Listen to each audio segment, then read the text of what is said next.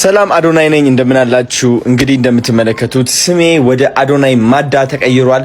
ቢካዝ ወላይታ ሀገሬ ያወጡልኝ ስም ስለሆነ ማዳ አከብረዋለሁ። ስሜም ነው አዶናይ ማዳ።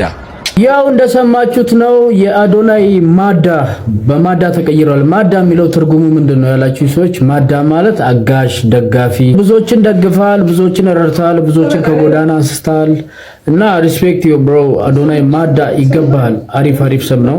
የማዳን ትርጉም ማላወቃችሁ ሰዎች ካላችሁ ማዳ ማለት ደጋፊ፣ አጋዥ፣ አዛኝ እንደማለት ነው። I'm so proud of you አዶናይ።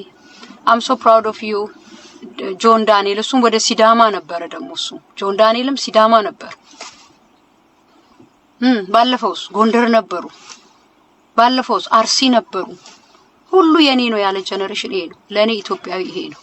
የሆነ ቆጥ ላይ ቁጭ ብሎ የሆነ ቆጥ ላይ ወጥቶ ማይወርዳለ ጎጥ ውስጥ ገብቶ ይሄ ሁሉንም ኢንክሉዲድ ያደረገችዋን ኢትዮጵያ የማያሳይ ቅንጭር ሰዎች አሉና ከነሱ እግዚአብሔር እንደዚህ የሚፈውሰን በእንዲህ አይነቱ ጀነሬሽን ስለሆነ በጣም ደስ ብሎኝ ነው። ጌታ ምስክር ለእናንተ ባናቴ ቆሜ ባሽቃብጥሉ ደስ ይለኛል። የሀገሬ ሰዎች ድምቀቶች፣ የኢትዮጵያ ድምቀቶች፣ ብሔረሰቦች እና እናንተን ሳይ ኢትዮጵያዊነት ይሰማኛል።